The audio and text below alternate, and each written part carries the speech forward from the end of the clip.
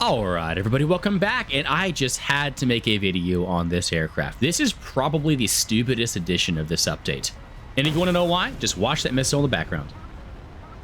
That's right, incredibly fast IRCCM missiles at 11.3 on a pretty good flight model too. Now, just fair warning, if you're wondering why I don't sound the greatest, I came down with something, I don't know what it is, so my throat is incredibly sore, but I'm still going to try and get this out, and I also have some brain fog. So if I say something incorrect, just let me know in the comments down below. That's probably why. Regardless, this thing is kind of insane. Unlike usual, I want to start with the missiles, because you can see exactly why this is what I want to cover. This gets access to two PL-5E2s, and these are one of the best IRCCM missiles in the game. Your personal preference, of course, plays a role, but these are the same missiles that are found on stuff like the J8F at 13.0 or the JF-17 at 13.3, and yet this gets two of them at the same battle rating as the F4E. Now, as for what exactly makes them so good, there's a couple things. First of all, this has the highest acceleration out of any all-aspect IR missile. Yes, it even beats the Magic 2. This is important because of the type of IRCCM it has. Now, if you're not familiar with IRCCM missiles, which if you're at 11.3 you may not be, quick crash course. We have two different types of IRCCM in War Thunder. We have suspension IRCCM, which stuff like the AIM-9M and the AAM-3 uses, and we have clamping or gate width IRCCM. Both of these are good at different things. The AIM-9Ms, for example, you'll find on the A10C at 11.7 are amazing at side aspect, but you put them front or rear aspect and they become pretty easy to flare.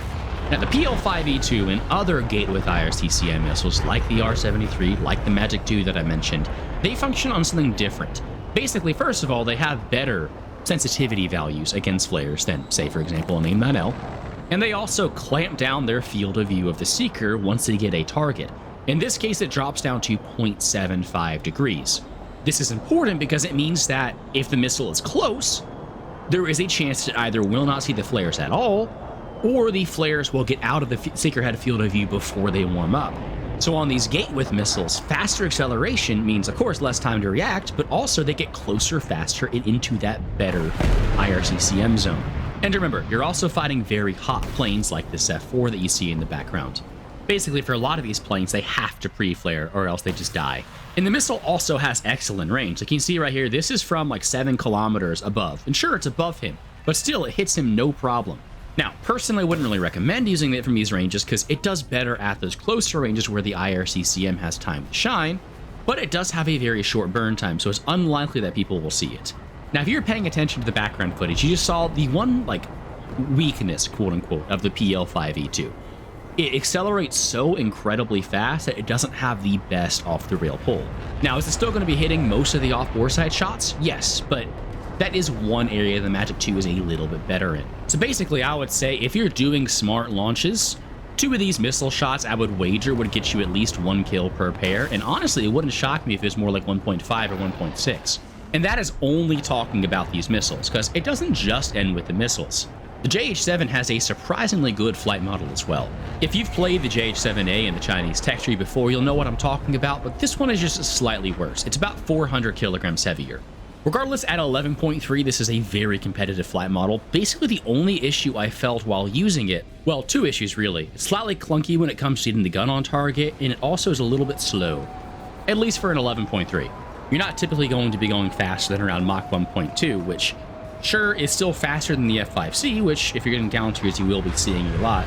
But when it comes to some of the other jets, you might have issues catching them. And when it comes to dogfights, especially for an attacker, it has a very competitive flight model.